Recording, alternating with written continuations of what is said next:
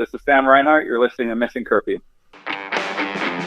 What's Missin Curfew? It's when you kind of play guilty, but you show up. How nice is a green light on the road, though? No practice tomorrow, no plane, just go. Scotty Upshaw in the clear, and he scores! One in front, scores! A few laughs, a little bit of fun, and obviously a lot of hockey talk. You're listening to Missin Curfew. Fellas, coming to you from Hall Pass Media, Newport Beach. This is Missin Curfew. Obes, the Updog, and Richie Fella. It's a National League crew here at Missin Curfew. Boys, how we doing? Doing good, buddy. Doing good. Richie, welcome back. Fella, how are you? Thanks, boys. I am fantastic today. Beautiful Thursday out in Scottsdale. I gotta give you a thank you and to all the Missin Curfew fans, but mainly my boy Richardson. I think I finally turned the corner, and I think it was the zinc. I mean, listen, I haven't changed anything else up. I think it was the zinc. Went into the local Rite Aid, said, "Hey, can you point me in the direction of the zinc?" Thank God I had my kid's fucking eyewear to find this goddamn thing, right? Because I'm trying to look for it. Yeah, and it's just like, found it, drive a couple in me, and I'm back. So, Richie, once again, buddy, thank you. You're just a team guy, but that's why you got to stay. I discovered zinc. It was Jess's mom got me onto it. I was getting a sore throat like a few years back. She's like, "Have you ever tried zinc?" I'm like, "No, why would I do that?" And sure enough, it's been my little secret weapon. And I'm fighting something off. I just take it every day now just to kind of to help. But I'm glad it helped you, man. They usually hide it at the bottom a little bit. Yeah, she was bottom right. She was bottom right. I had to get down. My fat ass had to get down and try to pick it out of the corner there. But I found her. They don't even want you to go there because then you won't be sick. And then they won't make any fucking money off you. I was wondering how Richardson almost got 1,000 games. I thought it was his compete level and his face-offs and glue guy. Because I'll sell us. Yeah. Oh, hey, don't leave home without it. Why didn't you tell me that a couple of years ago? For fuck's sakes, I could have used some zinc in my life. So the tea, and the zinc, you're back. I think I'm back. I don't want to jinx it, but I mean, I'm still waking up in the morning, and this is sorry, fellas, but I'm still hurting, like coughing, fucking in one, and then But today I finally don't feel so kind of achy and congested, Yeah, I'm good. I'm thinking I'm off the jet lag from the East Coast to West Coast. That's a real thing. Yeah, a real thing. But I'm up at 6 with the kids, fucking taking the dog out. It's a full on thing, and it's been a little windy here lately. Need a little wind here. Hey, fatso, your sail's limp just like your dick. It's been real windy here. The other night at the Bay Club, I had to text down to T-Rex Tom Riley, who lives a few doors down from me. And I said, "Are you concerned at all?" Like, it sounded like it was coming. And the Bay Club is built with like some old cool concrete, but the hallways are wind tunnels. And I'm like, "T-Rex, we're fine." He said, "We're fine." So I was like, "Okay, we're fine." But it was howling. So. It was howling, yeah. And we'll start right there in some sad news. Obviously, we're all out here in Southern California. Richie, played for the Kings and won a Stanley Cup. Updog, you got lots of friends, and we all have friends up there. And obviously some terrible stuff going on that we're thinking about people. To everyone affected, and I think we all know, or there's people close to us or people from afar, what's happened in LA and Malibu and Santa Monica and Pacific Palisades is devastating. And, it's personal for me because it brings me back to, Fort McMurray and 2016 fires that they went through. And that's only a town of, 60, 70,000 people that they evacuated. Well, this is on a much larger scale. Our neighbors here in Southern California, a lot of texts from people and friends wondering if we're okay, but we are okay down here.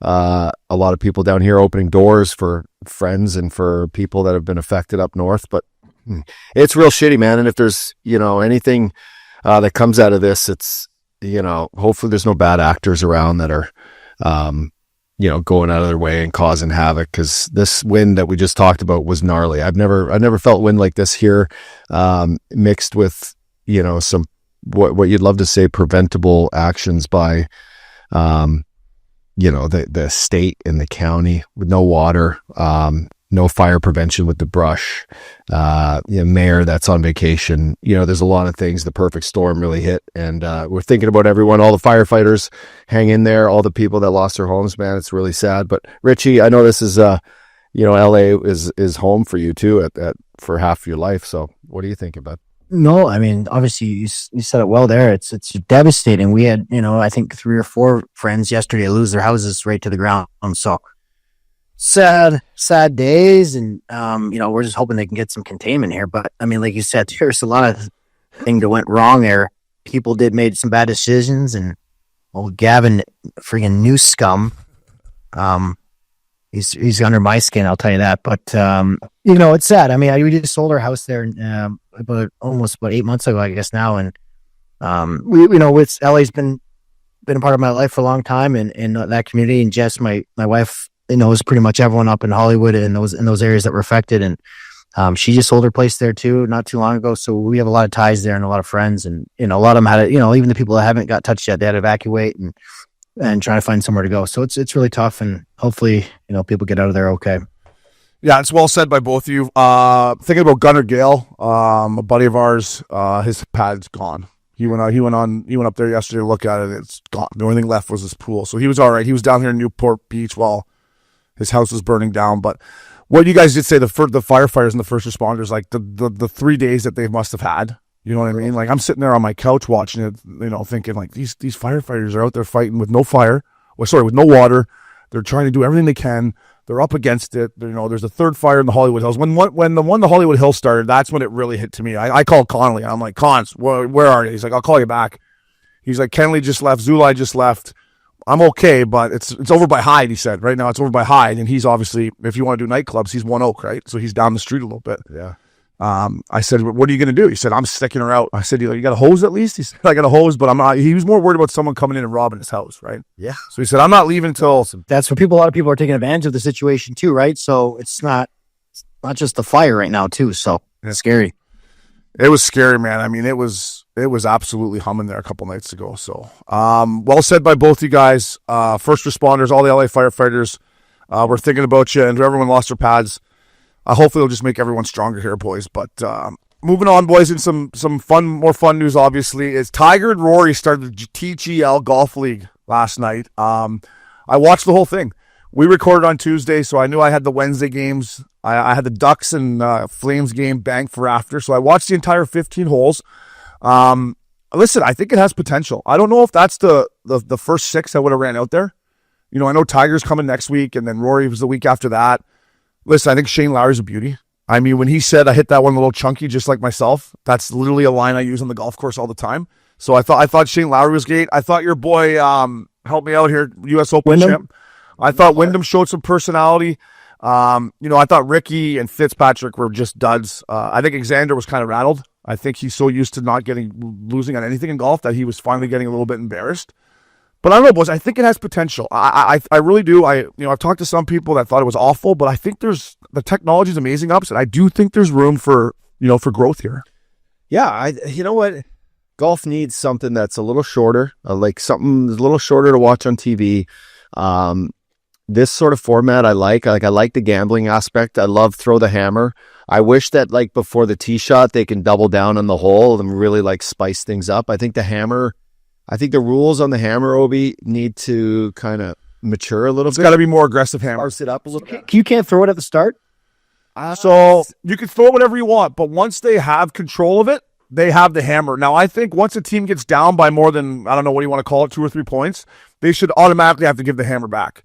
Because at one point, the Bay Club team, they were rolling. Like 6-7-0. And they had the hammer, and they couldn't do anything about it. Right? They wanted a hammer, but they didn't have it. So I think get it back in the hands. Be a little bit more of that. And then as far as the golfers go, like we all see these golfers, and Liv does a great job of it, but we see their social media. We see some of their personality. A lot of them aren't the bubbliest of people, but, maybe there's a way that this turns into like some more influencers along with pro golfers and brings more of like, maybe the teams are made up of, not just PGA guys. There is PGA guys involved, but maybe there's like some, maybe there's some golf influencers or there's some, Paige Sporanics of the world in there, or maybe, but just to spice it up a little bit. I also think that when they hit the tee shot, that you should see the ball. Like they should have the shot tracer off the club when it hits the screen, like just to see like that impact. I don't know. I think that'd be a cool. Yeah, you can't see where the ball kind of hits the screen. Yeah, I'd like to see that. And then one thing I did notice before is Tiger was like, they show a clip of Tiger, you've probably seen it on social media, where he hits the camera. Yeah. And the guy's like... he asked him if you could hit the camera. Yeah. And he said, yeah, I can hit. He's like, where's the camera? He's like, well, it's right up there. And ding. Fucking wow. Yeah. Oh, yeah, he's impressive. He's still got all the shots. He just can't walk. When's he playing? Next week. He plays next week, yeah. That'll be a different feel when the all Tigers are around there. Well, I don't understand it too, guys. It's like they bring the grass in for the tee boxes in the real sand and all that stuff. Why couldn't they do the Arizona Cardinals do it, lots of football teams do it, bring the real turf in for the whole thing, and then so they can chip, because they couldn't chip. the greens were like super great, super fast one way, super slow the other way. Why couldn't they have real grass? Yeah, The whole thing. I don't know. I thought it was real grass before I turned it on, and then I was like, Richie texted me. He's like, "Is it fake grass?" Because you had it taped, right? Well, I was at a whole hibachi grill, eating some dinner, and I had A little chicken fried rice. What'd you go with? Though Rocky's choice or what? Let me ask you this. Let me ask you this question, guys. So this goes on for months, right? So, like, do you think before the Masters, like, these guys are going to want to go chip on this turf? It's not. I don't know how long it is. It goes to April, right? I don't know. I think it's for 2.5 months. Kyle, can you look up how long the TGL Golf League goes till, please? But for example, like, these guys are going to go into these tournaments for big, big money, and they're going to come from putting on this gimmicky, green, chipping on turf, hitting out a bunker sand that looks, who knows what that material's like. But it's kind of a funky way to prep on a Monday, Tuesday for a tournament that you're going into to maybe you're the past champion. Maybe you need to make the cut to fucking pay your bills. I don't know. Like maybe it's going to be tricky to see how guys approach. Yeah. I do like the laid back feel. I like the technology of it. You're 100% right. You should be able to see where the ball hits the screen. I think the technology was pretty true. I mean, Ricky, the one time hit one, he's like, I can't believe that went right. But for the rest of the time, the guy seemed to be pretty accurate with their, they have all the technology with their swing speed and launch angles and all that. And like the holes were cool, I thought, on the technology. And some of these carries were like, you got to, you can go this way or you can carry it 320 this way. And these guys were just stepping up, bombing it 320 down the cock. What did you think about, like, I kind of think they should have to putt everything out. It got a little gimmicky, but that's because I think New York was getting worked so hard that they were just like, fuck, get me out of here. Get me out of here. But no, with you can't really tell what the fans in the stadium don't have a clue what's going on. So you're like, why are they just picking up all the putts? Like, because I don't think they can hear exactly what we hear. I don't know. Tiger touched on that too. Tiger was like, maybe at the start you get a little friendly, but he basically said when he did his interview, I know my team's going to make guys putt it out. The regular season goes till March 4th, boys. I don't know if there's like a March 4th after that. So there's no they have a couple weeks of playoffs or something between from here till then, right? You got like Pebble. You got the West swing, and then you got the Florida swing, and then you got fucking Augusta. Oh, so they're gonna go, and you have you got the wasted management. Yeah, they're gonna go Sony this week. Yeah. Then they go into the Bob Hope in the desert, which is a nice little feel good round for the boys there. And it's AT&T. Then they go, either AT&T, Riv, San Diego for Torrey, and then they go out for the Florida swing, and then it's Augusta time, baby. So yeah, I don't know. It's cool. I don't know how Fitzpatrick chips cross-handed. That was blowing my mind. He's been doing that for years. Yeah. Like, fuck. He's such a little nerd, isn't he? Like, I mean, I got a hot girl too. I had breakfast with him beside him in the Bahamas for 5 nights straight, and but he wears those Skechers shoes, and he's got I'm just like, the shape ups. This guy's not made for TV. He should have sat that. Like he's a grinder, right? Like he goes to these courses, he gets his yardage book out, he walks this course for 4 or 5 days and gets ready to rock it. He grinds and he's won a U.S. Open, but there's a couple sexier guys on tour, I think, that maybe with not the world ranking that he has, that should have. I don't think it's made for Matt Fitzpatrick. Now maybe he'll prove me wrong, but he didn't have a whole lot to say. Did you guys like the music? All that stuff. I was listening to music that had a bunch of like a cinema song and some like beats and it's like a DJ set. I think, like I said, I think it does have potential, boys. I think it's something that they signed a fucking multi-year deal with ESPN, so it's not going anywhere. And when you got Tiger involved, Tiger doesn't mess up. I can't wait to see Tiger out there next week. But I do think we got some good ideas, boys. So TGL, if you're listening to Missin Curfew, you're welcome. The shot tracker thing, 100%. Yeah. And real grass on the greens, I think, is a no-brainer too. Yeah. If they could pull it off in football, I don't know why not there. Yeah, and even like off the drives, when they hit like a bomb and it goes into the screen, it should be like a fireball going like. Oh, you want some graphics up there? Yeah, like a rocket, like a fucking big cock on the screen. Just like, that's a big dick shot by Ricky there. You know what I mean? Yeah, I mean, now you're looking more. Now you're looking more at a YouTube channel, I think. Here, you're looking more at a YouTube than ESPN prime time. Scott Van Pelt, the fans. No, and I think they should step up and be like, "Hey, long drive for for a bottle of wine or something." Hey, Kyle, does it say what they're playing for purse wise? Like, are they playing for big time dough? Because the trophy's not perfect. I mean, they gotta be. They gotta be playing for big time dough. They're not showing up on a Monday night after a tournament or Tuesday night after they just played not to get paid. Right? They all live there though. It says there's a $9 million prize for the winning team. $9 million. $9 million to the winning squad. $3 million each. Yeah, 2.25 per player. Some teams have 4 players on it. Tigers team has 4 guys on it. Yeah, what I read. Here's Tigers back goes on him, eh? I gotta have fucking someone back. Oh, like, fuck someone, throw him some vitamins. He's in one. Yeah, what I read too is a lot of the teams had 4 names to it, but only 3 guys like active a night. Oh yeah, so a couple health bombs. Yeah, Upshaw, have a seat, bud. or like you. Not tonight, eh? That'd be me. Hey, O'Brien, have a seat, bud. That's like we went to Bandon Dunes on. I think it was Uppy's bachelor party. We played Ryder Cup style, and I lost all my morning matches and won all my afternoon matches. I'm like, that I would have been that guy in the Ryder Cup team. Like, hey, I'll sit this one out. I'm like, you're fucking right. I'm sitting this one out. Hey, the 7 a.m. tea time. No thanks, boys. I'll see you at lunch. Let me know what time lunch is. I think it's great. I can't wait to see Tiger. Boys, moving to hockey here on our intro. Matt Rempe, the Rempire State Building. I believe he's playing tonight. Richie said, Devils, Rangers. I was asking. I didn't know. I was a question. Yeah, I don't know if he's in or not. Can you check that for us, Kyle? I thought they sent him back down to the jungle, but maybe they recalled him. Battle of Hudson tonight at MSG. I was texting with Frosty. He's like, I'm at MSG right now. I'm like, how sick is that? Game day at MSG. Best. It's so sick. Were you ever hungover for any of those?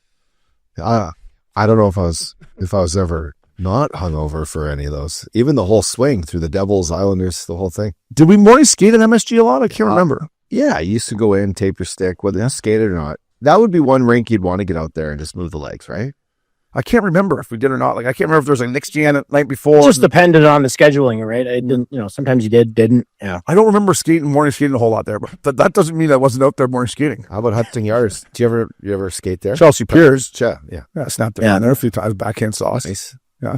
Skated there with you in loops before Shuppy's game, too. Looks like Rempe's starting on the 4th line, boys. He's in the Oh, lineup, yes. and he got called up 2 days ago. Yeah, he's in. Yeah. Okay, he's going to fight McQuaid then, right? Right off the get-go. So McDermott. What did I say? McQuade. That's the old He's out of the right-hand league. right-hand D-man to the Bruins. Still have nightmares about it, right, Rich? Still haven't shook him off. I'm glad Rempe's back. I do. Listen, I think he's an asset to their team. They lost 15-20. They beat the Hawks the other night. But anyways, it hasn't been perfect in New York. So I think they're a better hockey club when he can stay in the lineup. But I saw his interview that Princey put on Missin Curfew. And for me, like, this kid's already in one. Like he said, obviously he's talked to Georgie and the boys at the league, and they've gave him 8. And Richie, me and you were bang on with 8. I do think it was too much, but I just thought because it's him, because it was a superstar defenseman, they were going to try to set a standard here that this can't happen again. But they've obviously told him that the next one, you might be done. And he's already talking about having to pick his spots and not being able to. To me, this kid doesn't stand a chance, boys. If he's already going out there, Richie, on his heels, I can't hit this guy, I can't get there. He's not a good enough skater to hesitate. And for me, when I committed to hitting a guy, it was 2 seconds before I was going to hit him. If he turned or whatever, I've already committed to hitting a guy. So if he's going to be like this, I feel bad for him, Rich. I don't think he stands a chance. And I love this kid. And I want to see him stay in the league. I just don't think he can play having to look over his shoulder. Oh, should I hit this guy? Should I not? It's a tough situation for him. I feel for him. No, it certainly is, Obes, but I look at the last hit, and I agree. We guessed 8 games, but I don't think it's an 8-game hit. I would say maybe 5. I just thought it was my guess of what they were going to do. But that last hit, he had lots of time to make a decision on not to hit him. That's my opinion. That's why it was there's no need to hit a guy there. He's so big that sometimes it's tough. He's not the best skater. He's not the most elusive guy on his feet. So it is tough. Once he's locked into a hit, it's tough. But that's the NHL is hard to play in, and he's got to improve to be able to fit in this league and find a role. I mean, 15 years ago, he'd be fine. We make him fucking $2 million a year. I know, but he still might. If he can get his game to where he can play every night on the 4th line, this guy's going to make a lot of money. This guy will be a wanted man. So you think he can around the league? You think he can adjust? You think there's a play for him to adjust? He's got to get. Hopefully they have some good development people, and he's talked to the guys, and he's got to work on it over the summer and be smarter. No question. But the toughness is obviously there. He's willing to fight anyone. He's still a young kid. He has a chance, but he's got to. Yeah, if you got a guy lined up in the trolley tracks, and it's a clean hit, you got to take it. That's his game. That's going to keep him around the league. But he has to pick his spots way better. And I think he knows that. But having said that, I'd love to see him scrap McDermott tonight for a shift. Well, he better. He will do that. Yeah, he needs some good press. Listen, first off, I think every good team needs a Rempe on their team. Like, you have to have that presence. Come playoff time, come regular season, when something happens and you want to make a stance against either a rival team or a player that's running his mouth, I think Rempe's now in the position where he can do that. Second, I think this gives him an opportunity, and I know we all agree here that he needs to continue to play physical in order to stay in the league. I think this gives him an opportunity now to really fine-tune other parts of his game to be effective. Like, him just knowing I got to go out and just run guys over. Yeah, he's always known that. But now it's like, okay, if I'm going to play this game, I got to, I can't turn pucks over. I got to fucking score a few goals. I got to get to the net. I got to make plays. So I think there'll be an emphasis for him for that. But guys, like, when you're that fucking big and you do commit to these hits, whether it's 2 seconds, 5 seconds in, like, you just got to understand that, laying off needs to be part of the game. Like, laying off that hit. Which fucking, you can still run the big guys through focus on hitting the big guys. Like, focus on maybe their star young player, Heiskanen, is the guy you don't hit when he has numbers to, and you stick on puck and you rub your glove in his face instead of fucking, but then if you get a big guy like a Trouba in the tracks, you give him you put your body through him. Yeah, I mean, listen, the game's changed. Everyone's got to adjust. I appreciate what you guys are saying from that aspect. I like to see him just go out on his shield. Fuck it. If they're going to kick me out of the league, they're going to kick me out of the league. I'm going to play my way. I will say this. How about Matt Rempe's taking onus on him? How about for the rest of the guys around the fucking league? When he's on the ice, make sure you know when he's on the ice. When Derek Bugart came over the bench, Jordan Tutu, Brian McGrattan, Steve McIntyre, Rafi Torres. I didn't take my eyes off the fucking guy till the shift was over. Yeah. So when Rempe's out there, boys, have your head up because he's coming. Yeah. Like, to me, it's just like, so now we're taking. You said it last week or on Tuesday. Hitting's part of the game. Now, this guy's a 6'8" fucking big boy that, unfortunately, when he hits, he hurts people. But I know, are we asking him not to hit? He's got to learn how to do it within the new rules, the way it is. That's what his job is to do. If he wants to play in this league and make a lot of money, he has the potential to do that if he can figure out a way to do it. Yeah, that's a hard thing to do. Yeah, it is. No, it is a hard thing to do, to change your game. And, like, it's crazy because when we played, they would have encouraged him to be more physical, right? At times, I would have been like, big boy, you need to be more physical. You only had one big hit tonight. You should have one big hit a shift. Like, when you go over there, like, fucking Upshaw should know that you're fucking breathing down his neck, so he's not going to do anything all night.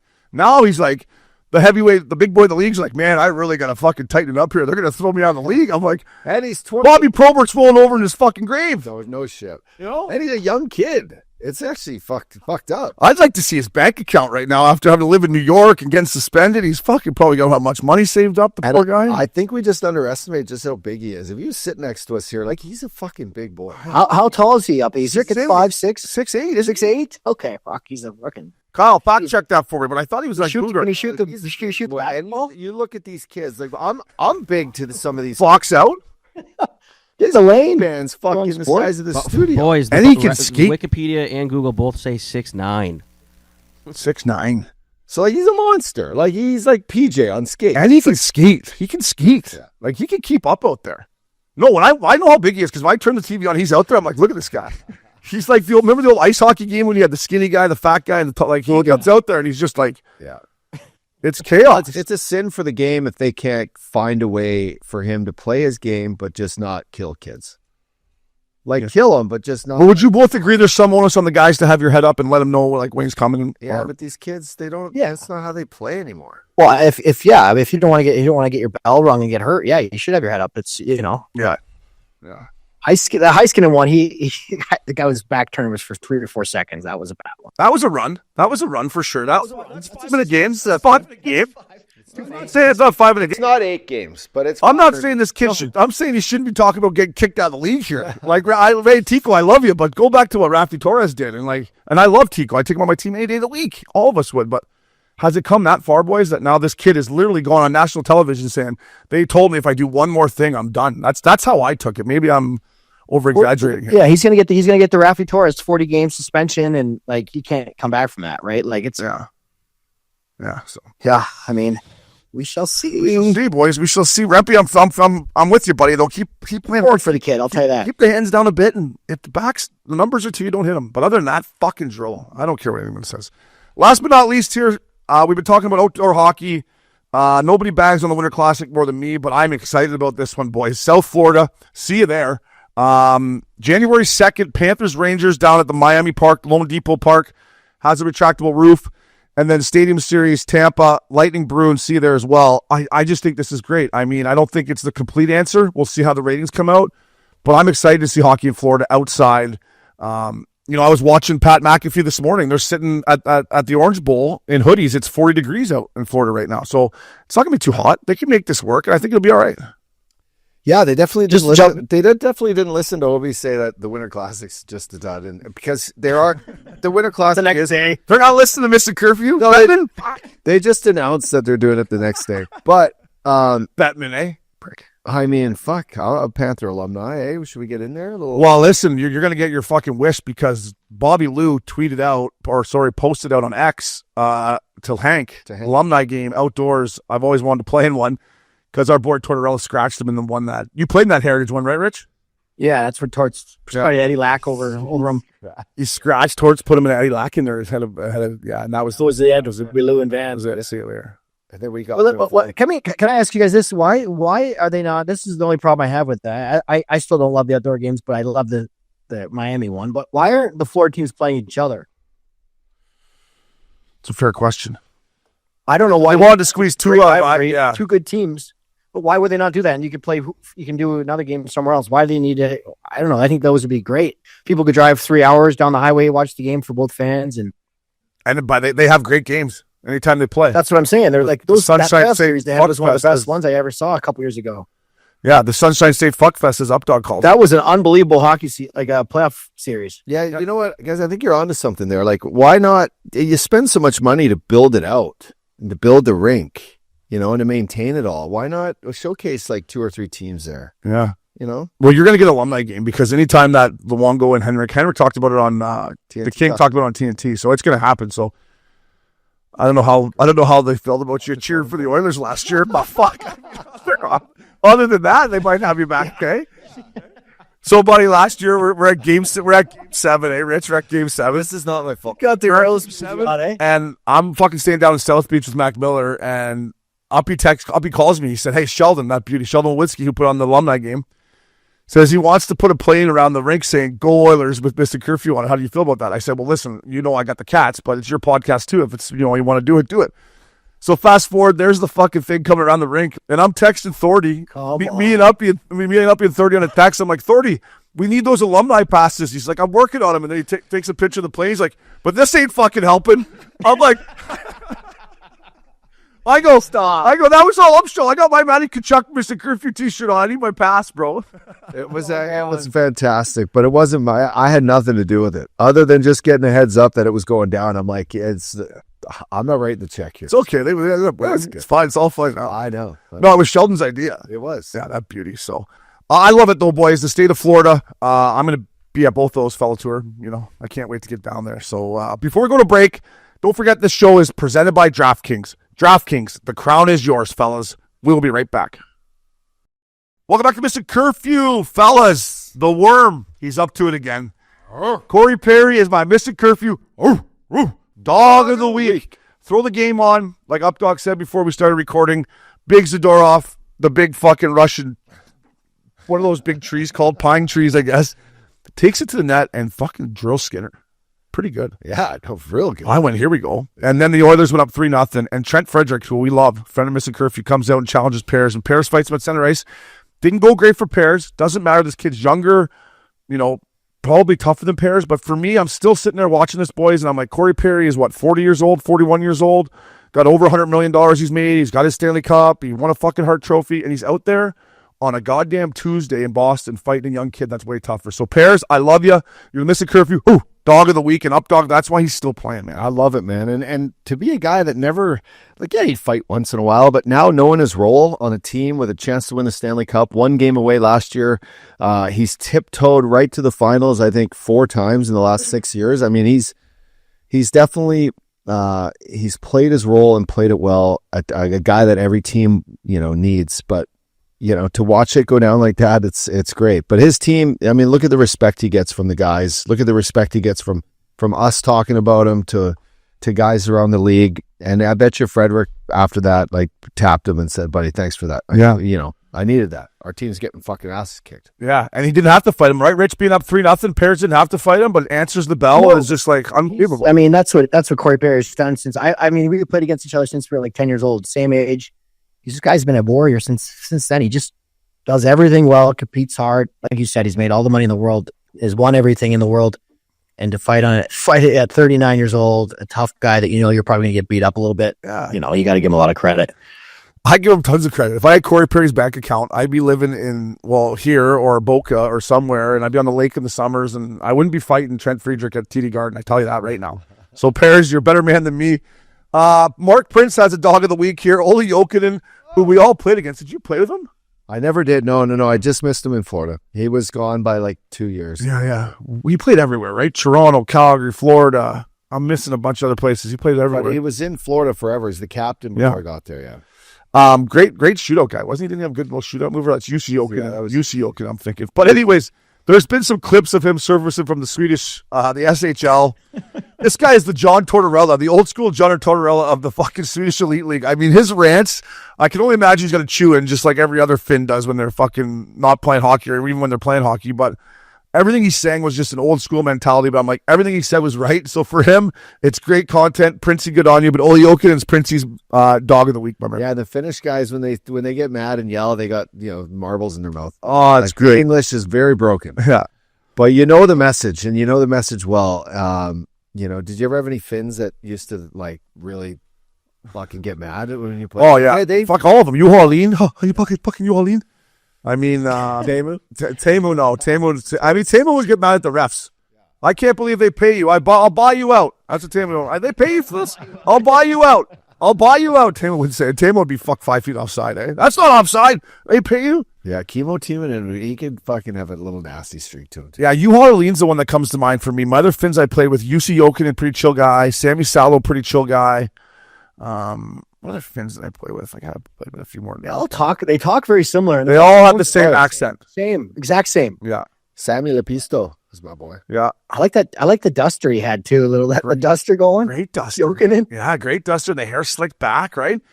I like nice cashmere on. I like when he said, if you're not fucking scoring, you gotta fucking defend at least. Do something. Fucking defend. And then he's like, you guys don't care? Oh, you just play the game because it's on the fucking schedule? I'm like, wow, this is literally, I'm having flashbacks to Tortorella. That's right out of the Torts playbook. That is right out of Torts' playbook. So, good on Ole Jokinen. The boys in Sweden are probably like, hey, easy, bud. Yeah. It's the Swedish Elite League over here. You're not even hitting anyone here. Buddy, they're Olympic size ice, bud. I got a gold helmet on. Leave me alone. Hey, leave me alone, boys. But we got a night in Stockholm after this. Just chill out here. I like that. I like that style of coaching, though. And I know, Richard, you love Torts, and you liked Hitchcock when you played for him. Like that. I still think there's room in today's game of fucking getting guys get out, get mad paper. Yeah. Get on him. A little hard ass. Throw over some Gatorade. Break a stick. Yeah. Fucking. Didn't you guys love that? I loved came in and did that. Yeah, bro. I love when Talk came and Talk would always kick stuff. Yeah, kick it over. I loved it. Kick a garbage can, fucking. Yeah, except for when they kick all the spare sticks and then the trainers got to pick them up after that. I was always like, that's fucking kind of cutlass there. But I'll never forget the Torts. I've told this story before on this podcast, but when we pissed away a 3-goal lead going to the third in Buffalo, and you remember how they had the Buffalo wings, Richie? Oh yeah. I'm just sitting there going, I go, don't anything but the wings. I go, don't toss the wings, Torts. Please don't toss the wings. He's up. I might eat a couple off the fucking floor there, Buff. I'm like, that one looks all right there. Well, that's where you got to be close with the trainers, and the trainers have always have their own stash of pizza and wings for sure. And you got to go in their room. I think they had a couple slices of pie and some wings saved for the boys. Vinny was in the back having a couple. Oh yeah, no kidding. I love that shit, boys. Presented by DraftKings. DraftKings, the crown is yours. Top titty, boys. Actually, let's go DraftKings bets here first and foremost, fellas. I want to talk about a bet I had last night. It was the defending Stanley Cup champs going into Florida. They have lost to Colorado a couple nights before. They haven't been playing their best hockey of late. And Utah's a team that all year, to me, has been inconsistent. They've cost me money when I bet on them, and the other way around when I bet against them. They've won. They beat Colorado in Colorado earlier in the year to kind of bend me over. But for 50 minutes, these Florida Panthers, and Rich, you played on a Stanley Cup winning team. I mean, they played the perfect road game and frustrated Utah.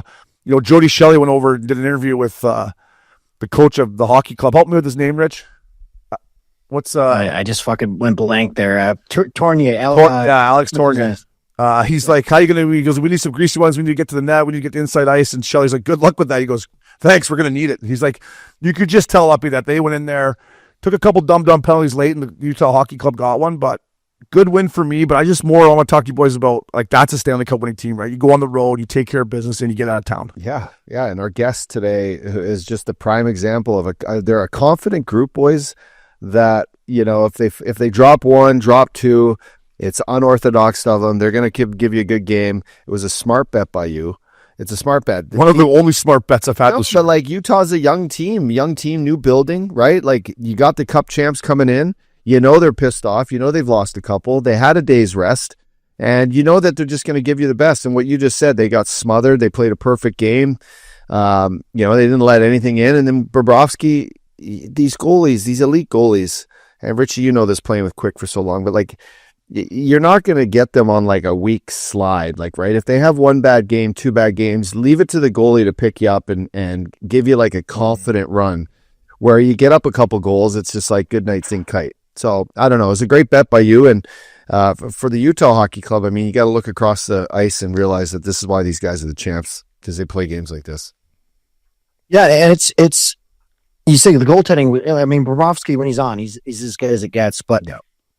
I think I just remember as a young team, when you know, coming in the league, when you were playing the defending Stanley Cup champions, you there was a lot more pressure. It was a tough, you know, it was circled on your calendar. Your coach always made it a point. And for a young team like Utah, I guarantee you that a lot of those guys were nervous. Yeah, for sure. It looked like they were probably playing like Team Canada. Sticks were tight. They weren't making the plays. They were just, it felt like, you know, when Florida's playing good hockey, they're on top of you. You have no room. They play above the puck. They got great sticks. And that's like, you know, that's the team that Utah is trying to get to. But that game, you could tell. When I saw that interview too, I'm like, oh boy, he can just tell this is going to be a long night for them. They're just smothering the life out of them. So yeah, it was kind of a funny moment, but yeah, that's the team you want to model your game after for sure. And Smitty had a great interview with Kenny Albert and Enzo, and you know, the building was rocking. Yeah. The fans are great. You know, Chucky talked about, you know, going in there before the game, and he's like, everyone that's come in here and played said it's been a great, you know, place to come in and play on the road. But when you talk about the Utah Hockey Club, and I thought about it from that perspective too, boys, is like if you go out for dinner after the game there and have some beers, if it's Kells and Schmaltz or whatever, you probably look around and be like, you know, we got to get better, right? Like we should learn from that game. Like let's watch the video. You know, tomorrow with the coaching staff, they're going to watch tons of video, and let's learn from that, because it was a clinic on how to come into a team's barn with lots of energy and just fucking smother them. And if they wouldn't have taken, Bennett took a fucking slashing penalty, I was like, eat, fella. And then Chucky came in and did a couple of, you know, Chucky things and got a couple penalties, or they would have shut him out and they wouldn't have nothing. So yeah, to Richie's point too, like remember being young and like the Red Wings would come into play, or you'd have to go play them. It's like these guys they played perfect hockey games where they weren't even like really trying, but like Lidstrom would just be unstoppable. You could not get the puck past Lidstrom, like dumping it in or anything. Well, and then you had a mix of toughness, swag, sniping, speed. You're just like, these guys are too fucking good, too rich, too good looking. Like Fedorov flying around, you know, Ivan. It's well said. And then to put the cherry on top, they wouldn't take undisciplined penalties. I would cross check Thomas Holmstrom 40 times in front of the net. He wouldn't do a fucking thing. Yeah, and then I'd get one. I'm like, oh shit.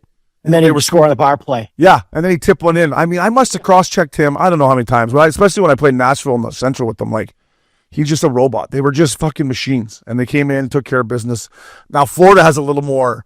You're a little more giddy up. A little more giddy up. Yeah, than it's modern-day Red Wings style. Like, Paul, you know, there's just that Cup champs. There's a swagger, and you got to play your best hockey to beat them when they're off. Yeah, exactly. So, you know, you got to play perfect hockey like they're doing. Paul Maurice had a great interview with Jody Shelley at the start of the game, too. He's like, your team's kind of came out here a little slow or whatever. He's like, it's all right. First time being here, eh? We're just trying to figure out a way to hate these guys.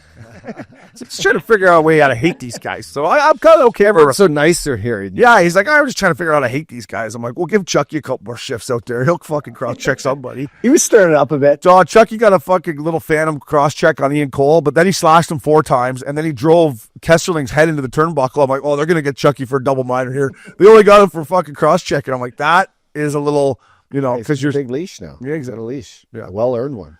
And when you talk about the Florida Panthers, you know, I don't know if their back end is as good as it was. You know, when I watch them play, they do miss Monty, in my opinion. But when I look at their forward group, this Jesper Boquist, this kid can fucking fly. And then their fourth line with Greer and Nosak. No disrespect to Lundberg and Nick Cousins, who I love Cuzzy too, but the bigger bodies, like I almost think their forward group might be better, boys.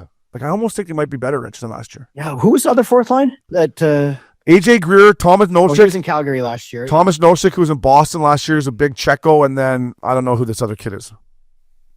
Yeah, but the fourth line for them, right? You just got to go out, get pucks in deep, make some hits, be smart, don't take penalties, be physical. It's pretty simple games like keep a this nice fourth line. 10. You don't keep a nice 10. right? Keep your bullpen locked and loaded in South Florida. Give me 8, 9 minutes, 10 minutes max. It's Go play it hard, do the right things, and let the big boys do it. This is our DraftKings segment. Where I'm going with this is I have no money on the Panthers right now to do anything because I just think I just think 3 years in a row. Can you really do it 3 years in a row? But they seem to be right, coach. Yeah, right coach, right guys. Shifting to the National Football League. It's wild card weekend. Good weekend to get on the couch and just fucking hunker down and watch. There's just football game after football game. Updog, we'll start with you. Anyone you're leaning towards? Who I know you like your Eagles over the Packers. By the way, Jalen Hurts is practicing, so it looks like he's going to play. So you're all right there, fella. But anyone else that you're going to tickle this weekend on DraftKings? Yeah, I'm just going to just poke my head at the lines here because I like. I'll tell you what. Right now, I have the Eagles -4 over the Pack. I'm going to take that. I like. You know what? I'm going to take Houston points. They're getting 3. Houston's home dogs? Yes. What? Yep. Really? Wow. I'm going to take. Let me look. You know what? I'm going to take Buffalo -8. I think You're going to take the spread. I'm going to take the spread. I just think Josh Allen's on a mission. That's not bad. I don't mind that, Uppy. Yeah. See, the line in Philly already went down, so I like that. It's a Philly line already moved, so Jalen Hurts is most likely playing because it was at 4. I got it at 4. It's 4.5. All things indicate that he's playing. He was out there fucking snapping around the other day. And then I'm taking the Rams. Although this game, they don't know where they're going to play though. Yeah, it sounds like it's played in Arizona. I just think that. Well, I have a huge future bet on them, so I'm taking them. If they get past this one, then I'm hedging. All right, Richie. You out here in Arizona? Who are you boys? Yeah, they say the game might be in Arizona. Yeah, Glendale. Okay. Richie, what are you thinking? Who you liking? If we're going through, I'll just go through kind of. I got the list here. I'm going to take Houston in the game at the top of my list. Next game, not even worth betting unless you take the spread. The Baltimore Steelers game. Steelers just I don't have it for me. I'm going to take Baltimore in that one. I'm going to take Buffalo. And then I got it. This is more of a heart thing. This is for Jess and her brother who we're watching the game with, with Wisconsin people. I got to take the Packers or they'll kick me out of the family. I would love for the Packers to go in there and beat the Eagles. I would too. Nothing would make me happier than right? for them to make Saquon sit out and then get punted in the wild card weekend. I just want to text Flowers and say, fuck you. You know? I hate their coach, too. Their coach drives me bonkers. If they lose, it's because of bad coaching. Yeah. Yeah. And then I like there. I'd really like take Tampa in the over. Tampa in the over, eh? Let Baker make it rain, baby. Tampa in the over. And then I'm going to take the Vikings. I like it. Listen, I'm worried.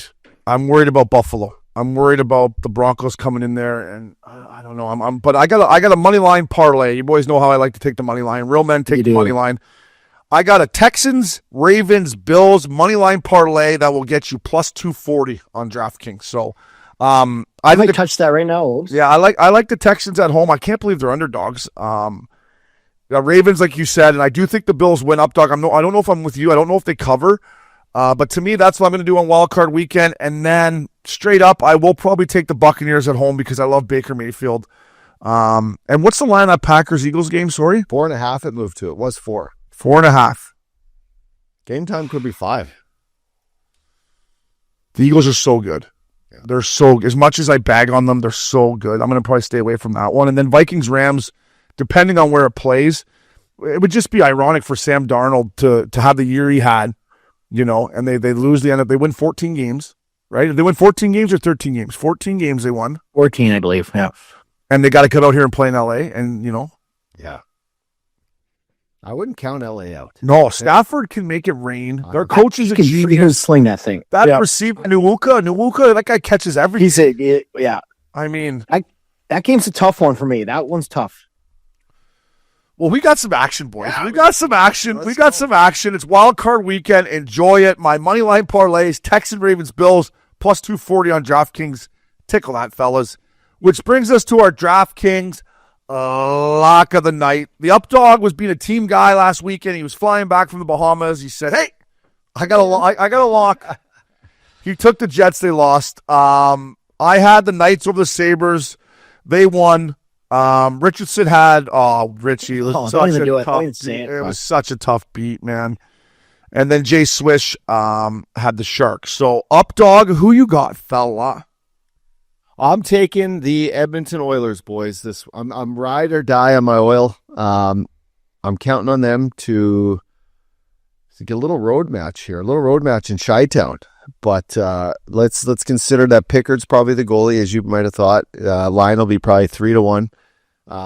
But count them in. They're on a roll right now. The hottest team in the NHL. Let's go, Oilers. Yeah, they are playing very, very well right now. And 29 and 97 are just absolute machines. Updog's got his Oilers heading into the United Center to beat Connor Bedard and the Hawks. Who you got, Richie? Yeah, just touching on that. Fuck, that was a tough beat, Obes. Oh, it broke my heart, man. I was so sad. I was counting my money almost. I'm like, Vegas is going to kick the shit out of Buffalo. Come on, Colorado. Just hang on. And old Parker Kelly turned it over on us, and Bob's your uncle. But the rest is history. But I'm going to take, we just talked about I'm going to take the Hockey Club of Utah against the Islanders Saturday night. Utah just lost. The Islanders are coming. I think they play Vegas tonight, so they're doing their Vegas trip. I'm hoping they have a rookie party sprinkled in there and be hungover and want to get the hell home or something. So I'm going to take Utah. They're tough at home and coming off a loss. So that's my lock of the week. Utah they are a good hockey club at home. Yeah. Although the record is better on the road, but when I watch them play at home, I think they're better. They've had some tight, they play tight games at home. Yeah. They seem to play a little better, but yeah, I know. And just for you fellas out there, our overall record here for our Lock of the Nights, the Missin Curfew crew, we are 29-10 on the year here for our Locks of the Night. So we're making you money. You can always put them in parlays. You can tickle it. Move them all around, whichever way you want. I'm going to take Updog, St. Louis Blues at home against the Columbus Blue Jackets. They play the Ducks tonight. I'm taking them again tonight, but I just think the Blues, the way they're playing right now. No disrespect to the Blue Jackets. The Blues are my Lock of the Night, fellas. And then last but not least, our DraftKings segment, Top Titty. Richie, thank you for trying to get in there, fella. You had the wrong app, so you just got to get the fantasy app. You get the fantasy app. You almost had her, bud. Yeah. Way to compete for the boys. You got drunk and you had the wrong app. Yeah, that happens on Saturday. That happens. We used to do it on Fridays. But I got high. Yeah, but I got high. Me and Uppy, when we first started working with DraftKings, we did it on Fridays, and Friday was Friday golf, and the games would start. We'd be on the back nine. We're like, boys, you missed the fucking Top Titty again. We're like, fuck. So we had to switch it to Saturdays. Shout out to our winner, Bauer, 1893, had 173 points. He had the Fact Daddy, Zuccarello, and Boldy. Princey was in 8th. Conway was 18th. Wow, the captain, Brento. This is a dip for him. Yeah, 22nd. Like him. Yeah. No, he is a mainstay. Not even top 10. He's a mainstay in the top 5. What are you spending all that money on up there? Beer. Yeah. He drinks whiskey, I think. Does he? Yeah, he's whiskey and wine now. Fuck, my type of guy. Good country. I've always loved Brent. Me and Brent, we've always played at kind of the same pace to play there when we used to hang out together. And then I was 41st. Went heavy down the middle. Went McDavid McKinnon.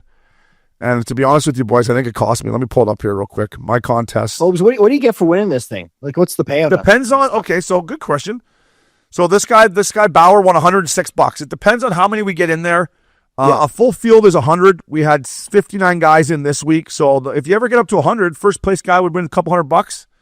But you're in the $10. That's not bad, right? Yeah, you're in the money all the way to 15th place. So $10 to get in. Like I said, Bauer 1893 won 106 American dollars. However, if you reach out to us, DM Princey, I'll send you some swag as well, which guys haven't been doing. But we'll go down to my squad here, boys. Obes, there he is. McKinnon. 2-1, only had 8 points. Like that, that was just heartbreaking for me. 2 shots on goal, 1 assist. That's a cold night at the office for him. McDavid only had 12, and then it got real stinky after that. I put so much money on my top 2 centers. Look at my wingers, boys. I had to go down the depth chart here. Jonathan Drouin. I know it's a good sleeper pick, though. It cost me $3,800. He got me 2 shots on goal. Yeah, it's not perfect. Jake Neighbors, who I love. Yeah, he's a good pick. Cost me $3,800. Got me 3 shots on goal and a block shot. and Stankoven had 4 shots on goal for 6 points, and then Cam Fowler had a night for me. Cam Fowler had 27 points, and the rest of my squad was kind of... Hey, just while you're on that, about the boys chiming in on their address, we've got Aaron Flynn, little Newfoundlander. He hit me up that he hadn't got his T-shirt, so we'll get one out to him. He's a Finneganoff. Hell in the fuck, yeah. Hit Princey up in the DMs of Missin Curfew. Yeah, I got his address here, so I'm going to slide it to Princey there. A Finneganoff. A Finneganoff. So, boys, get in there. DraftKings, always play responsibly, but you got to have some skin at the game here, boys. Get this guy Labatt Blue. Presented by Labatt Blue Light, the pristine Pilsner. Enjoy your beers together so you can live life to the power of we. Always enjoy responsibly. Beer, Labatt USA, Buffalo, New York. New York City. It's only fitting with Brad Richardson officially part of the Missin Curfew squad that, we talk face-offs here. And number 87 is now the all-time winner in face-off draws. 15,183 face-offs. Sid has snapped back. So, Sid, get yourself a blue light. But in all seriousness, boys, and Richie, I'll start with you because you're a face-off guy. When Sid came in the league, he wasn't very good at face-offs, and he worked at it, and he got better at it. And now he's turned himself into, anytime there's a D-zone face-off, he's out there. He's the all-time leader. It's just another feather in his cap, Richie, for how hard this guy works and why he's still an elite player at 37 years old. Yeah, just even hearing that number, it hurts my wrists and everything. I finger. How's your back, ankle? I mean, that just shows you how complete a player this guy is, right? Like, could you ask for a better two-way player that, like, he was dog shit when he first came in the league in face-offs, and obviously, most young kids are, but he took so much pride in every aspect of his game to, become the best of everything he could do. So it's so commendable, but that's a guy for, if you're trying to learn face-offs as a kid, keep an eye on what this guy does on his forehand, his backhand. He's tough, faced against him many times. He's a tough guy to beat, especially on his forehand. When that forehand's lethal, eh? It's so very unorthodox, though, Richie, right? Well, he does it. JT Miller does it. Yes. Couple, Joe Thornton did it. And they do it themselves. They bang it themselves to the boards almost. Their winger holds the winger, and they pick it up themselves a lot of times. It's tough to beat. They time it so well, but those guys, watch them on their forehands. It's really, really hard to beat. I feel like since they put in the tee for you guys to keep your legs across, like that forward face-off move works. Before, you used to be able to get your skates in there. That play was non-existent. Like you'd never see like Stevie Y or like.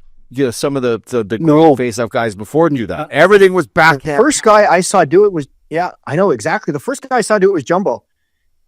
And it was like, God, what is he doing? And I was like, I never saw this. So I was always trying to get him, forehand hit his stick first so he couldn't even get to the puck. But those guys are so good at timing it that, it's really hard. And then JT, I feel like Jumbo. I remember, I'm like, Jumbo used to get away with fucking murder though. I remember I'd be a D man and be like, look at him, he's cheating, and Jumbo would be like, shut up, right? And then the Lions loved him, right? Yeah, but he should get a little, No, he deserved it. He was right, and he was so good at chirping and funny that the refs loved him too, right? So that's what I mean. At the line, he loved him. They're chucking up with him. Jumbo was like, so yeah. And I complained like, shut up, Richardson, and then as you get older, they give you more a little leeway. So. But that's the old game within the game. That's the game within the game, which took me. Yeah, take the linesman out, get them late. Yeah, and then forever you're a good guy that gets a couple extra draws. Not like me when I tried to fight the line at the fucking rack in Tampa one night. The French line, I'll never forget. He's in there. I went right at him. I was like, hey, well, one little note here, boys, to the listeners is like over the course of 15,000, face-off wins, that's what he wins with. Like he had 52%, so he's took 30,000 over 30,000 draws. It's pretty insane. Fucking backs hurt just thinking. That's a lot of drawing, bud. He's gonna play another 3 years probably. Yeah, and who knows? Whatever. It's like they say in baseball. What if he might play more than that, Rich? If you hit, he might. If you had 3 out of 10, you're a Hall of Famer. You're a Hall of Famer. Well, if you win fucking 52.7, percentage of draws. You're a fucking Hall of Famer. Best of the best. You got the puck a lot. Sounds to me like we got the puck a lot is what it sounds like to me. And that's the only time I'd ever yell at you centermans. Fucking second period here, I'm going to fucking draw. I'd like to start with this fucking thing here. It'd be nice to start with it once in a while. Well, you know what I say to that, Obes? I say, where's my fucking wingers? Hey, you fucking get in there. Oh, yeah. 50-50 puck. Oh, yeah. I shovel my shit to you. You shovel your shit to the wingers. Shovel to the wingers. Shovel it to somebody else. But fucking right. Face-offs are so important. It took me probably till halfway through my career till I really realized how important face-offs were. Like, they're very important to the game. You're a better line if your face-off man fucking snaps draws. Fuck yeah. And you get put out there way more. Yeah. Not just a liability. Huh? Can't put you out there, fuck it. You're just a liability, fella. You're just a liability. 87, congratulations. Get a blue light in you. Moving on here, boys. We're going to continue dishing blue lights. Showtime. 88, Patty Kane. 3-on-3 the other night. Snap right back to him. He's in the perfect position. He just dusted off. Felt like he had 2 seconds to do it too, right? Felt like that. Maybe it wasn't. Dusted off, posted in. Showtime, OT winner. Get yourself a blue light. I just thought, listen, things aren't going the way they wanted to in Detroit right now, but this guy, when he gets the puck on the stick, he's still showtime. He looks so good, 88, the wings. But you're right. Like, he gets that puck back, and you're like, of course he gets 3 seconds with it. Right? But he's 88 with the puck on a string. Everyone's looking for him to dish. And then he just fucking fires one posting in. And he's just like, it's perfect. It's so sick. Makes the game look easy the way the game's So much swagger. It's So much swagger. And I remember I used to I'd be like, Richie, I'm going to slide. Where do you want me for the face-off? I'm going to slide in. And I slide in, you win it, and the puck would just be over here. goes the other way. Yeah, right? For him, it's like, zing, ding. I'm like, wow. That's nasty. Get yourself on the bat blue there, showtime. Continuing on here, a couple more. Listen, I always bag on Connor Bedard. He's not old enough to drink in the States. I don't even think he drinks. 8-game point streak, Connor. Get yourself a blue light. You're playing better. Listen, I watched him play last night against the Avs. And, we touched before we recorded, which sometimes is the best stuff about Missin Curfew. And Richardson, once again, said he's young. He's 19 years old. And you're absolutely right. However, when McDavid came in at 19, I know they're different players. And McKinnon, they were more exciting players. But I watched Connor play last night. And what do you have? 2-1 or 1-1? One call back and 2. One called back. Panger was trying to be a homer to get it called for from my team. He's a good goal. I don't kick motion. He can't give her. Can't hit it. Yeah, he didn't hit it. You were one of those. Oh yeah. Hey, I just got a question for you. How many points did McKinnon have his first 2 years in the league? His first year. It's Bedard's second. Points. Kyle, can you please look up how many points Nathan McKinnon had in his second year in the National Hockey League? Or his first year even. McKinnon had 63 points his rookie year. 63 points. Bedard, how many you have last year? 38 the second year. McKinnon had 38 the second year? Bedard might have had 60 if he didn't bust his chin up. Bedard is 61-37 right now. What did McKinnon had? What McKinnon have his second year? 38 points? 64 games, 38 points. Did Bedard get 61 points? Wow, McKinnon only had 38 points his He second must have been year. hurt. He missed like 20 He got games. hurt. He's a fucking flop. Okay, what about McDavid? He had his second year. Fuck. I mean, He had 102. yeah. Yeah. Okay. No, listen. I'm hard on the kid, and maybe it's just because everyone was going to tell me how fucking good he is, and he is good, and he's playing great now. I just think he's the type of guy that he's not going to take over a game. That's where I'm going with this. I don't know if he's ever going to be, and maybe he will be, but to me, he's not going to be a guy that's going to take over the game physically or with his speed or like McDavid and McKinnon do. But maybe he's just smart and he gets in these right positions, and when he gets the puck on his stick and gets these opportunities, he buries it. Like that's, to me, on a short sample size, and he is young, I think that's the type of player he's going to be. Like, oh, I didn't really notice Bedard tonight, but he had 3. 2 and 1 or Yeah, I something. think the ceiling's huge. I think there's been a lot of sort of wait and see so far, but he's not playing with the Kucherovs of the world. He's not playing with pure snipers. It's all been on him, and I know that that's kind of not his fault, and I'm not going to use it as an excuse, but he is chipping in. I think he's a good player. I think the shot last night was elite, and Great shot. and he knew last night was a game he had to step up, and in moments like this, like he's not going to get these moments all year long playing the Chicago Blackhawks. TNT game, McKinnon, McCarr, let's fucking go, and he stepped up and played well. Yeah, and that's why we're giving him a blue light. I'm pumping his tires up here, boys. I'm pumping his tires I up think here. I was like, too. I think you just nailed it. They need this summer. If I was their GM, I'd be getting enough. You got to get some players to play with this guy. Good players. I don't know who's the number 1 center on that team. I mean him. I know, but you got to get. He's playing with Bertuzzi, and I'll look up their lines right now. He's playing with Bertuzzi. He's playing with Bertuzzi and Mikheyev. Okay, I mean McCabe's probably a third liner. Those guys are both third liners on good teams. Bertuzzi. I mean, look at the centermen they have. Bedard's the number 1, but Dickinson, Nazar, Kurashev. These, Foligno's great. You guys always talk about the forward groups. I'm going to say, if anything, he needs some defensemen that can maybe get the puck to him in a fucking. They need to get some better players to help this kid. I would say That's my whole we'll thing. get some puck moving defensemen and see if this kid gets the puck in his hands a little more. If he can get some more time and space. Listen to me. Tyler Bertuzzi is a legitimate National Hockey League player. I mean, he's played with Taylor Hall, who's first overall pick. I mean, yeah, he's not Kucherov, but I mean, when you come in, Bedard's supposed to be Kucherov eventually. So, and maybe he will be, but I'm trying to give him some love here, boys. You guys are all over me. I'm giving out some zero. I'm with Hey, you. Carter, I'm with you. Carter, get yourself a blue light, buddy. You're lighting it up. Keep her going, fellas. And last but not least here, boys, Jonathan Huberdeau. Hubie, 16 goals. Hubie. Get yourself a blue light. We were talking about it earlier in the week, boys, and I kind of joked about how, somebody said that he's turned himself into a power forward and the game's gotten soft. And I was thinking about it. I'm like, Hubie, first of all, I love you, man. But good on Hubie. Everything that he's been through to get traded from Florida, to go to Calgary, sign that big ticket, and struggle, and watch your former team win a Stanley Cup in South Florida. And, he could have fucking complained in the media and poor me, this and that. He gutted through it. He's on the other side of it now. He's on pace for 35 goals, which will be career high. So, Hubie, good on you. Good character. Keep it going, buddy, and get yourself a blue light up. He showed a lot of character in this situation. I'm very, very proud of him. Yeah, it takes a while, as you know, playing in Calgary. Both you and Richie both played in Calgary. I don't know that. I don't know making $9 million a year, what that's like either, and all that pressure. I wish I knew that. But 9.5. Yeah. But listen, Hubie's getting fucking good. He's getting good bounces this year, which comes from hard work. He's getting to the net. Like you said, he's no longer becoming a perimeter player. He's basically putting his squad on his back. And I just, good people, I like to see good things happen to good people. He's one of them. Love that he's in the talks for getting a Labatt blue light this week. So go enjoy yourself, Hubie, but keep her going, because I'd like to see you get 40, not just 30. Yeah. No, it's a good story how much he showed, sacked up here, Rich, and battled through all the adversity and everything he's been through.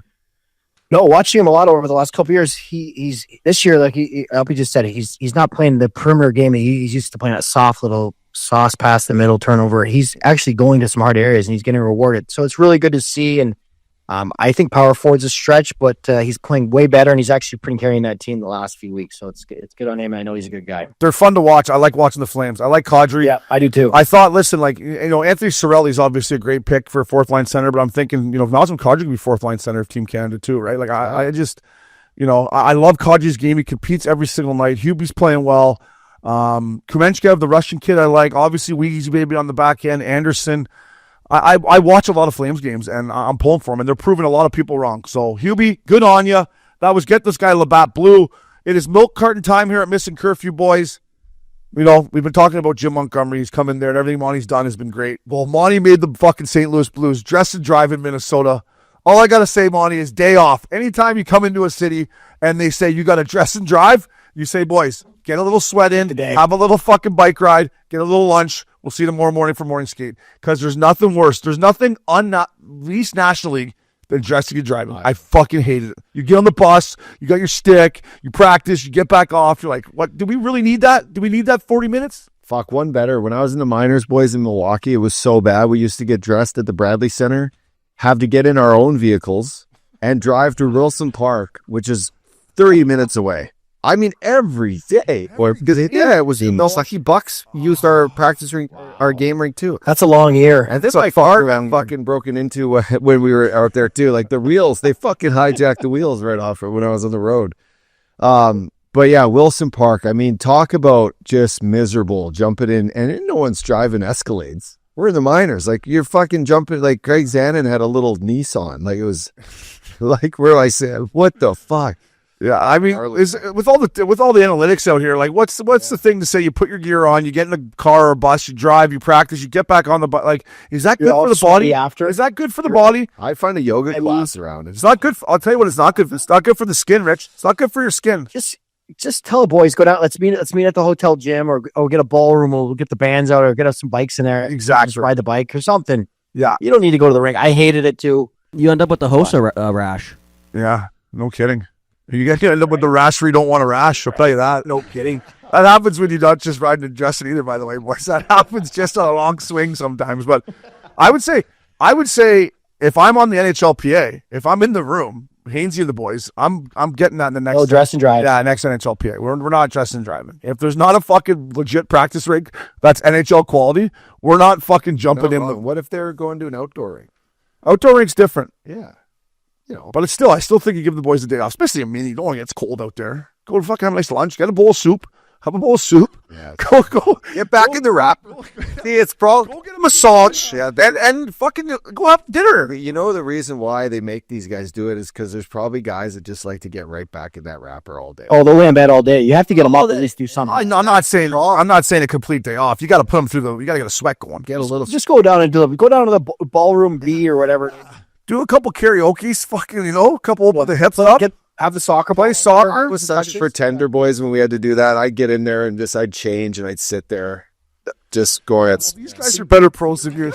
Reckon for us all on Instagram. These guys are like, what the fuck are we doing? This guy's talking about people getting back in the wrapper. All he cared about was going to get laid. That's all he was thinking about. Let's wrap this up so I can go bang this broad and keep her going here, boys. But I just think with all the technology and analytics, the drive of the days of driving, come on, Monty, give the boys a day off. I'm not getting on this iron lung. But listen, I love Monty. I love what the Blues are doing. Keep it rolling, boys. Last but not least here, before we have our guest, Team Canada member, Stanley Cup champ, Sam Reinhart. Let me get my new Kits eyewear, boys, and tell me what you think. Be honest.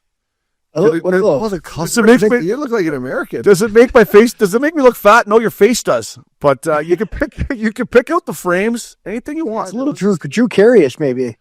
Okay, Harry Carey or Drew Carey? Cubs win. Cubs win.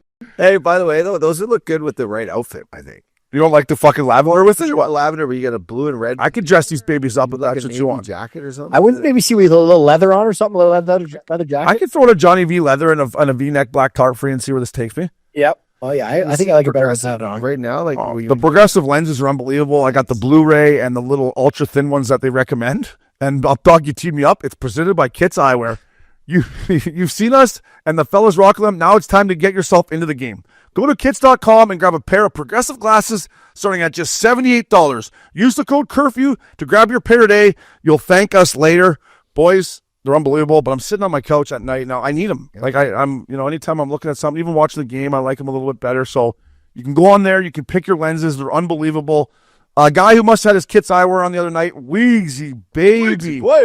Set face off. Kadri snaps it back. Kind of rolls out Richie as that center. Goes to the back post. Weegsy, baby, takes his time. Zips it back door. Booyah, tip in. Kadri gave him the point. It's our Kits eyewear dish of the week. Weegsy, baby, what a pass up top. And just all I'd say to Weegsy is don't be planning too much around this, February 13th, 14th, 15th. Stay ready. Someone goes down. Weegsy, baby. I mean, you're right there, buddy. Yeah. You're on top of the list. Hey, he's turned himself into a hell of a player, hasn't he? Oh, buddy, Weegsy? I knew when the first time I met him and played with him down there in the jungle that he had potential to be a top 4 defenseman. Now, I didn't think the ceiling would be this high, that he's a legitimate top pair guy. Like, talking about, should be on Team Canada, would be an all-star. Boys, it's always fun to stop around with you guys. Looking forward to our guests coming at you next. Like I said, Stanley Cup champ, Team Canada 4 Nations member, Sam Reinhart. Rhino, coming at you next. Fellas. Welcome back to Missin Curfew, boys. National Leaguers. This guy is a National Leaguer. Western Leaguer. Yeah. Good mitts, eh? Good style. Yeah. Good mitts. Throws both ways. What a release. In tight. You don't want to give him too much time in tight, but Sam Reinhart, Rhino, thank you so much, buddy. Game-winning Stanley Cup goal, Stanley Cup champion. You got the new contract you deserved. You're rolling again this year. You must be enjoying life, eh, fellow? The best league in the world, huh? Yeah, nothing quite tops it. Yeah. Come a long way the last few years, so it's been fun. And as I like to say, Obes, he gets off that bird in Florida with the shades on. That's National League. Yeah, Rhino, that's all this guy talks Worth a couple extra hours, on the plane. It's worth a couple extra hours. It sure is, brother. Yeah. Dearly. The vitamin D is good for you. Sure is. Yeah. Well, you got a better set. You boys got a better setup there nowadays than when the Updog was there, right? Because you got that new practice barn in Fort Lauderdale, and Chucky and the boys, you're driving golf carts to practice and stuff. Exactly. It's nice being a couple minutes for the rink. Yeah. Were you in Fort Lauderdale, obviously, when you were there? Yes, I was. I was the first one before you and Hubie. Yeah, well, the likes of Hubie when he first came in as an 18-year-old, they didn't let him move down there right away. But by 19, I had to move down there. Yeah, and there was no looking back. By the way, Rhino, it was like, we're all so young, and to build camaraderie and a good brand there, you guys, everyone needs to have fun. And unfortunately, Parkland, it was just not the place for the guys to go live when they're young. And Fort Lauderdale was. But the new practice rink and what Vinny Viola's done for you guys has really stepped up your game too, and just created a nice little place for you guys to hang out and to grow up together, right? Oh, it's been awesome. I mean, you're at home for a week. You're probably in the car for 6 to 8 hours less. Yeah. Every week you're at home. I mean, that adds up. So, you're off the ice and you're at home in 30 minutes and enjoying some sun and sitting in the pool. So it could be worse. And they actually win games too. They like it. Think about everything you did, but they're actually winning hockey games too. But they win. God damn, no, we're all right. It's true. The playoffs. It's a big. It could be tough. I mean, it's a fine line. If you're not doing too well, you could get out of it in a hurry, and it could be a big distraction. It's kind of been a fine line we've tried to juggle the last couple of years. Obviously, when I came 4 years ago now, it was all already pretty good. The team was obviously very good, but it's been trying to kind of manage that. I mean, Maurice always touches on it. You got to earn the country club that we have at the rink every day. That's been a big thing to keep those good times going. Well, let's just go right there before we dive into Four Nations stuff then. But because you guys have been to back-to-back finals. You got her done last year. Me and Uppy there were there for Game 7. It was one of the best experiences we've there just as fans. I can't imagine winning it for you guys. But here you are, halfway through the year. You're continuing to roll. How good of a job does Paul Maurice do, your coaching staff, your strength department, your veteran guys? Because let's be honest, you played a lot of hockey, but you guys still seem to have your legs and have the energy to come to the rink, and winning helps that, right? Yeah, absolutely. It's definitely infectious. It's contagious. I think this year it's a bit of a learning curve for everybody. You go to the finals, you lose. You got that hunger right there. You come back this year. I mean, Paul has been through it so much, and now he's trying to learn how to manage us coming off a win and trying to keep that motivation there. And then you're balancing the fatigue as well. So I mean, it's been a kind of a learning curve for everybody. Because it's easy to say, hey, we just got to kind of ride it out. Then once the playoffs are there, you're gonna be at your best and you can do it again. But that's not really how it works. You got to build. So it's been a constant juggle of that, both mentally and physically. Especially after going to 2 finals in a row. So I think it's you kind of see it with our team. We play such a hard game. We might beat Petit. You might see us, kind of go through a 5-6 game stretch where we're not at our best, and then it kind of clicks in, and then we go on a roll. So it's just trying to juggle that balance and be as consistent as we possibly can. Ron, I want to know how so you lose, in the finals, and then I can't imagine that feeling. And then how long did it feel before you were back in and it went walk me through it. Was it quickly or all of a sudden you guys lose and then you're back, you get it done? Walk me through the emotions of that year of having to train and get back to camp and get through the season. Did it happen quickly or did it feel longer for you boys? It's kind of interesting how it worked the last 2 years. It would be a complete different answer if we had lost last year. Yeah. I mean, to lose that passion, we joke now. I don't know if I would have been playing. I think it would have been maybe hiding in Arizona now that they don't have the team, but just trying to get away from it. But, I think the way we had just made the playoffs the year before, we went on such a run, and then obviously lose the way we did against a Vegas team where really we didn't really stand up against them too well. We weren't really that close at the end of the day. I think we knew that and we learned from that. So I think it was pretty easy to get back to work right away and refocus. Everyone knew what the goal was coming in last year. I think it would have been a lot harder if, losing a Game 7 as opposed to in the way we did. Obviously had some injuries and we were pretty depleted at the end, but we ran into a buzzsaw and you try and learn from the team that won the year prior. So that's kind of where we were last year going into it. Yeah, I guess, Rhino, I would ask you, how do you guys challenge each other going from those ups and downs, making it to the finals and losing? And then it's easy to say, okay, now guys, we got to get back there and do it again. So there's that challenge. But after you win it in the fashion you do, what's the message from Paul? Yeah, I loved your quote there on we got to earn this country club, but how internally are you guys day in, day out of almost the dog days that we're finding ourselves in, the 40th game how are you guys challenging each other? Is it being on the road? Is it playing cards? Is it kind of just being yourselves?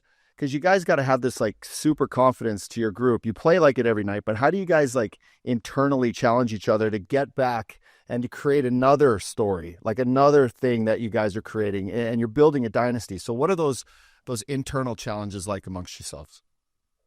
Absolutely. It changes, every year. I think this year it was even tougher for us coming back to try and build that. And then once the year started, it was there's so many events that go into it, and you're kind of reminiscing in it.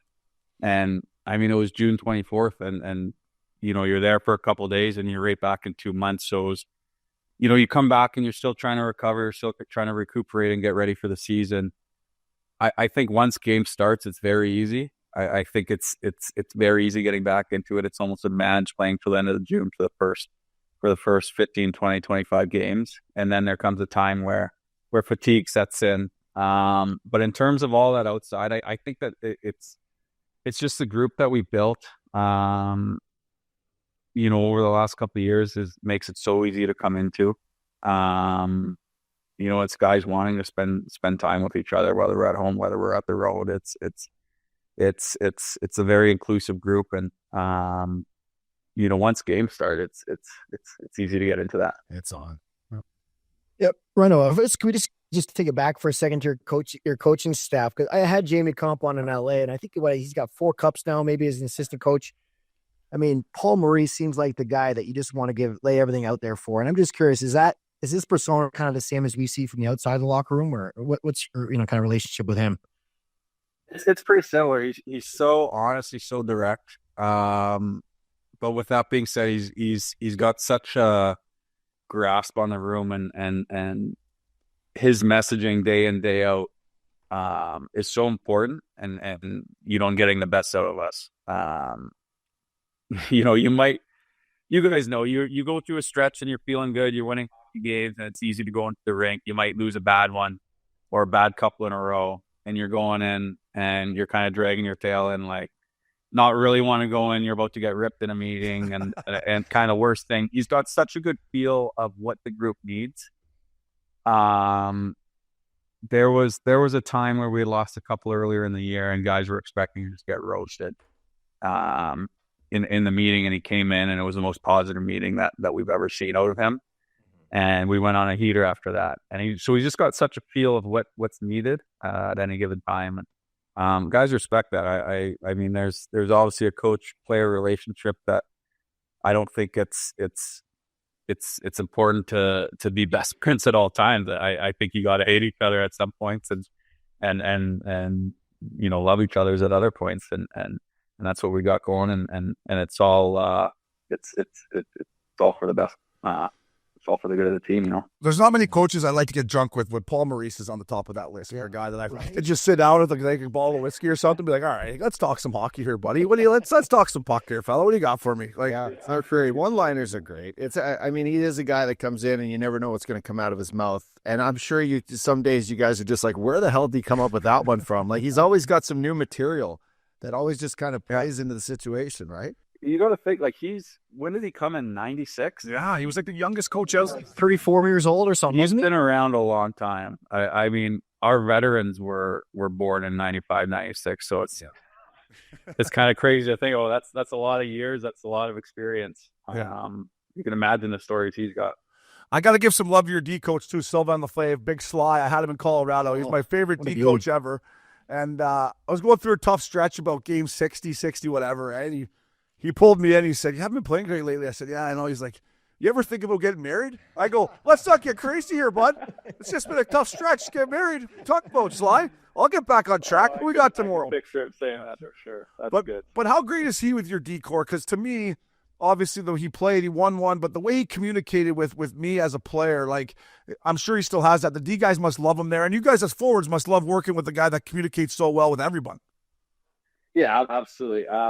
If a forward and a D coach don't get along, you got some problems in your locker room. Yeah. But no, the defensemen love him. As a PK guy, I love him. He keeps it simple. He keeps it honest. He's a great guy to be around. I got no issues with him. I love that guy.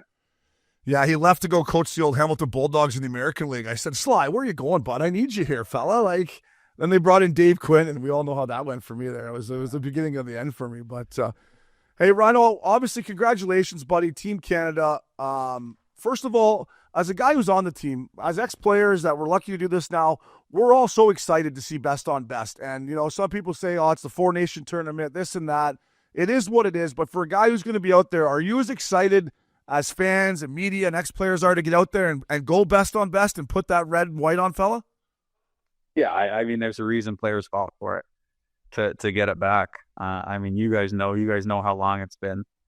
The World Cup of Hockey was, almost 10 years ago now, and prior to that, it seems like a lifetime ago. So I remember watching Olympics growing up. It seems crazy to be in the league this long, and no one's had this opportunity for so long. So it by no means feels like a segue into the Olympics next year. This is going to be fun, and guys are excited and motivated to be a part of it. Yeah, Ronald, I just want to, you were pretty much a lock throughout the year to make the team, but I'm just curious, like, do you have any talks with Hockey Canada throughout the season of hey, we're going to have some guys watching here, or is it just, hey, I focus on the Florida Panthers, and if I get the call, I get the call? Or was there any communication with the boys, Army and the boys from Hockey Canada saying, hey, we're keeping an eye on you, I guess is what I'm asking? No, there was nothing, until you get that call a couple days before they announce it. And then you start meeting coaches, when you're playing against, Tampa, you meet Coop and stuff. So, that's not needed. Guys know, where they are going into it. Guys know if they're on the bubble, if they're trying to make a team. I don't think there was anyone other than the 6 guys that were announced last July or whatever it was that were comfortable going into the season with where their spot was. Guys knew they had to play their way on. Guys probably played their way up. It was just the nature of it. So it definitely added some of it to the start of the season, and it was a fun kind of competitive environment to be in. Rhino, I just want to ask, like, obviously you play Colorado last night. You're playing against McKinnon, and I'm just thinking, like, in your head, is there part of you that's like thinking 3 weeks ahead right now of putting on that jersey and actually, like, you 57 goals last year. There's no question that you're going to be a guy in this lineup that's going to play on top lines as the goal scoring guy. But is it creeping in yet just to be like, wow, I'm going to have McDavid probably dishing me biscuits coming down the wing. Like, you got Barkov doing it now, but like, is it, yeah. Is that all kind of playing into reality yet? Cause it's going to be an amazing experience. We're all excited, but this is now the top guys, and you're one of them. Is it creeping in to the nap time sometimes, or to the dinner conversations? Maybe not nap time, but I think it's impossible not to be surrounded by it and excited about it. We've got 8 guys going to play, so it's certainly a topic of discussion. Guys are having fun with it, trying to figure out where they're going to play. I think that's exciting right now. You're going into different buildings, and all these guys you hate playing against, and they're the best in the world. You're going to be shooting up with them, and obviously playing against some of the best in the world. So I think it's impossible not to be thinking about it. Yeah, Rhino, when we talk about the skill that's going to be at this tournament, it's through the roof with all 4 of the teams. But, you just won a Stanley Cup. Updog, you said you had 57 tucks last year, but you're one of the best players in the world. But what is it going to be like walking into that dressing room? Have you thought about when you get in there, like, are you going to, just sit around and see how it goes? You're going to try to, like, is that something you'll see when it comes? Or what's it going to be like to walk in and look around that room and, you belong to be there, but be like, holy fuck, here we go, Team Canada, let's rock. I've thought about it a little bit. You kind of relate it to an all-star game. But with that being said, I would think it would be, I haven't been best on best, so I don't know. I've only, seen these guys kind of either in an all-star game or kind of younger at a world championships or what it may be. But I think it's going to be way easier than an all-star game. All-star game, there's a million different things going on. It's a media circus. at the end of the day, you're going into a locker room, all with the same goal. I think it's going to be pretty easy going in there. You're going to be having meals together. You're going to be having dinners together. You're going to be in meetings together. You're going to be practicing together. So I don't think that's going to be tough at all going into that locker room. I think guys are going to be more comfortable going into that team environment and fit in right away. Rhino, I don't want you to divulge too much or anything, but have you had a chance to talk to Coop about where you're going to play or who with or any of that stuff? I know where I want to put you. I know where I want to put you. We know where we got you penciled in, hey, Rich? We know where we got it penciled in. Pretty high up, kid. Hopefully we can get you on the coaching staff. No, he was joking. Benny and I went over. We played Tampa back to back right before Christmas, and we were just chatting with him a little bit. He was just saying it's tough. It's fun. Obviously, it's a tough job for him to try and figure out where guys are going to be playing, whether it's PK, power play, first line, second line, third line. I mean, guys are all used to being all those things, so it's going to be a challenge, but. He's excited about that, but no, he didn't divulge anything yet. I got you on the top line, the right side, Rhino. I'll text Chris to tell him right now. If we're Rhino up there on the top line with 97, let him go. Let him go. Exactly, yeah. But, I can't wait to see the skill in you guys on the ice. But, is there any guy that you're, really looking forward to seeing day in and day out? Because, when you play with a guy, you really learn a bunch about him. Like, if it's from Crosby to McDavid to whoever, it's got to be cool for you to get into those dressing rooms and see what McDavid does every day and what Crosby does on game. It's got to be Sid, right? Stuff like that's got to be cool, huh? Yeah, I mean, Sid's the first name, obviously, that everyone thinks about. Like I said, to see Sid in that team environment, I'm excited about. I mean, you don't see it at an All-Star game. Being in the room, you're all doing your own things. You're all kind of being pulled in different directions, but to see him in that team environment, how he goes about things, and then what you're seeing the best guys in the world, how they're preparing, how they're taking care of themselves. You're excited to be a part of that. Yeah, I got to ask you, we're going to be there, Montreal. We're going to be there, Canada, USA, Saturday night at the Bell Center. I'm going to try to be the drunkest guy in the arena. But I know it's hard to think about. But have you thought about playing against Chucky yet out there? That he's gonna be out there, and instead of being on your side, Chucky's gonna be out there looking to do a side or what? I've only played against him a handful of times. He was always out west, so it was a little bit different. But I don't know if it would be better or worse after knowing the guy is hard. So I guess so now. But some of the antics that are going to be on full display. But that's why. I love him today. I'm going to hate him in February. Yeah. It's all good. And, you got to dress Bennett in this game, right? You have to calm him down. Let's call Coop right now. 100%. Coop. No, Bennett's got to be in the lineup because he's I look He'll up and be down in there the lineup. against USA. Yeah. He's the guy that's going to fucking grab him, put him in a headlock and be like, don't even try it. It has to be. Yeah. I would love to see those two guys after It'd be find each unbelievable. other. Oh, my God. Yeah, and Rhino, I'm sure it's hard for you because you're right in the midst of an NHL season right now, and we're still a couple weeks away, but Canada, USA at the Bell Center for a good British Columbia lad like yourself, I'm sure it'll sit in more when you get off the bus and you walk in there, but is that just something when you're sitting around on an off day thinking about the excitement that's going to be in that building? Because I can't wait to be there as a spectator, let alone be lucky enough to be out there snapping it around. Yeah, I mean, I was there about, what year was it now? 10 years ago, World Juniors, Canada, US in that same building. I can only imagine, how much crazier it's going to be now. When you think of hockey in Canada, it's Montreal, Toronto. Those are kind of the mecca. Those are the hubs. So, excited to be a part of it for sure. Rhino, just kind of getting off the Four Nations for 1 second question. I just more of a question about your career and. You've always been a heck of a hockey player, but I mean, to jump from, you're kind of a 30-goal scorer to now almost 60 tucks. I mean, that's insane. But what's your secret, and how did you get over that kind of plateau to get to that next level and become, one of the top scorers in the league?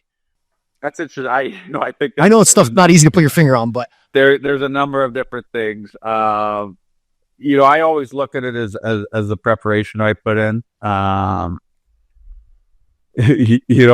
was fortunate of a lot of long summers early in my career, and not taking much time off. I mean, even going back to COVID, we had 11 months off or 10 months off, whatever it was. I took about a week off and was working out every day again, ready for the next year. I think that just accumulated and got myself ready. And then confidence. You get surrounded with very good players. I noticed at first training camp in Florida, Chucky said it the next year, right when he came. Just those summer skates, kind of going into training camp, you're surrounded by all those players. There was so much competitiveness, and the level of talent was so high. It's infectious, and it makes things easier when you're surrounded by that. So, certainly been put in some good positions since I've got here in Florida.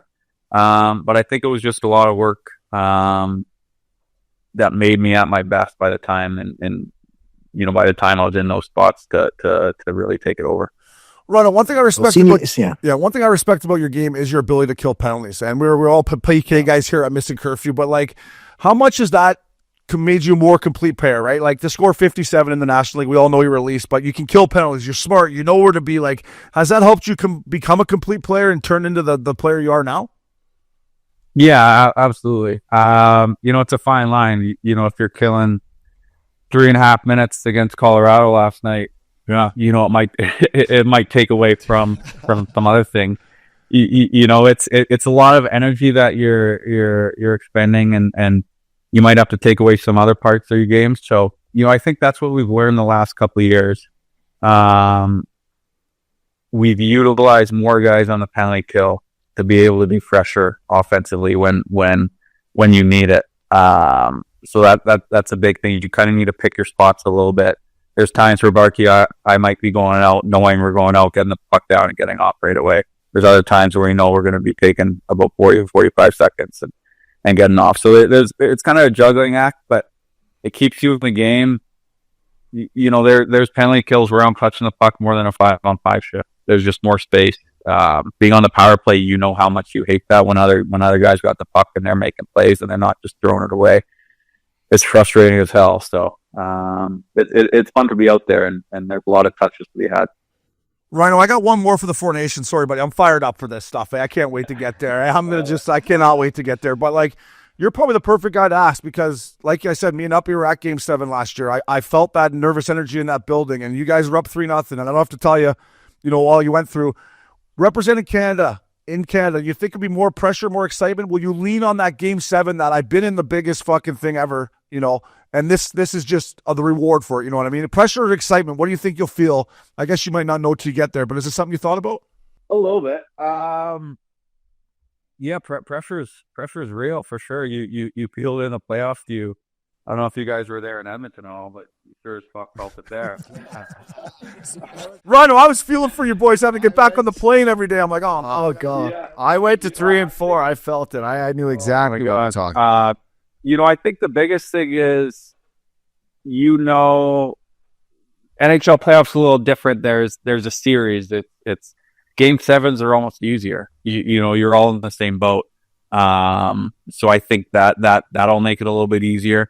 I think you have to take those experiences into account and rely on them. I think you look around our locker room in Team Canada, we've got a lot of guys that have been there, a lot of guys that have won. Both in the NHL and internationally when tournaments have been going on 10 years ago. So I think those are all important memories and things to think about and take into account. Yeah, like I said, I can't wait, Rhino. What's your off ice stuff like in Florida? Are you a golfer? Are you like Chucky? Or are you at Adios? Or what do you do with the off time there? You a beach guy? Golf a lot. Got into Coral Ridge a couple minutes from my house. So it's a great been golfing a lot. How's the handicap? What do you play into nowadays? My index is a 2.1 right now. Oh, geez, yeah. He's a stick too. Yeah. He's a stick too. Yeah. You guys, my brothers came down and kicked my ass the other day. Yeah. Well, you're playing the NHL still, so you got a full-time job there. Yeah. And you guys are rolling through LA here in the next couple of weeks. Anything planned out West Coast? What's on the docket for the Panthers out in the West Coast? We got a weird trip. We got a couple back-to-back, but we do have a couple days in LA. I'm not sure exactly where we got planned, but I think we are doing our rookie part That, there. sound, So I'm that sure sounds like a green we'll, light. That we'll sounds like a adjust. green light to me. Yeah, I was gonna say, if you're in Newport, boys, I mean, we'll take that 2-point whatever you are handicap and take you on. I haven't played golf in a month, Ryan. I had to take aside, just taking some time away from the game. You know when you're too close to it. There's always that guy. I haven't played forever. I haven't played forever. I had a little shoulder injury from a water skiing accident. A little water skiing. Had to take some time away. I was a human ATM. I'm like, Christmas time, I gotta stop playing golf here. So maybe I'll make my return. But Love it. Right. I was just curious. I wanted to, I'm sure I know your answer to this, but just for people listening, I've watched this guy play for a while, and I couldn't believe, the way he's kind of emerged as I think one of the top D in the league. Gustav Forsling, if you just talk about his game and how much he means your team, I think this guy is so elite and so good defensively. It's just, it's insane to watch his details. I just wanted you to talk about him a little bit. I mean, first off, he's an absolute specimen. He could play 40 a night, no problem. We're baffled by like how long it took him, or like how many teams passed on him. right. He should before. I mean, I even looked like when I first came. I think he was playing right at the start. I think he was playing third pair with Gudis when I first came my first year. But we still knew he was the best player. I mean, we still knew he was unbelievable. It was fitting. Everyone else saw it last year. Still flew under the radar when we made it to the finals. That the first time around. Best stick, best gap. I mean, Yeah. can skate with anyone. He's so smart. He's way better offensively than people give him credit for, just because he's actually out defensively. That's all people think about. But he's an absolute workhorse. So I'm absolutely thrilled that our deals are linked up with each other for the next 8. Yeah, he does have some offensive ability. He scored some big goals for you guys in the playoffs, and he'll block anything. He blocked that one-timer from Randon last night. I thought his hand was broken or whatever. Like, he just lays down in front of everything too. Yeah, he'll eat anything too, and that's what you need in the playoffs. Yes, he reminds me almost like a little bit like a little better version. I don't want to say this because no disrespect to Chris Tanev. He kind of reminds me of Chris Tanev a little bit. Like, flies under the radar, does all the little things so well. But anyway. That'd be a good shutdown pair. Forsling and Tanev, that'd be a good shutdown pair.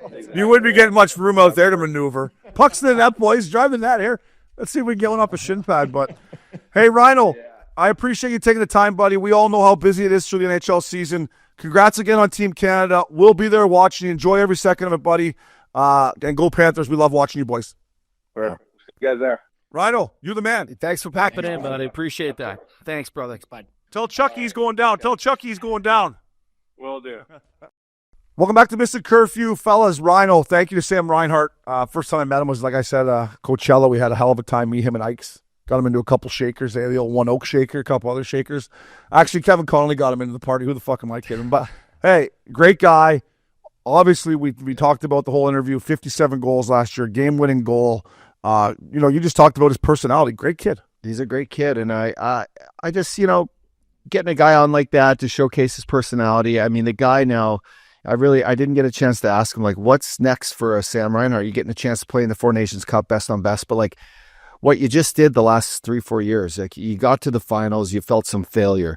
You got back there with the same group in a couple editions and you win in fashion like that. Yeah. Like what's, and then you get the big ticket. Yeah. Right. So all of a sudden Gotta be you're nice. like, holy fuck. Yeah. But like, what's next? What else, what do you wake up for now? Is it, he talked about Four Nations. He talked about training hard and that being the advantage. And Richie, great question on like, you scored 25 times and then you get 33 and then you fucking popped almost 60. It's like, what's driving you? It's amazing to see a guy like that and the success and for it to be in Florida where you get to enjoy the off time and you've got a great group of guys. But no, just thanks to him and you could tell he's enjoying life as he should. Yeah. No, I love this kid. He's one of my favorite guys to watch. His IQ is off the charts.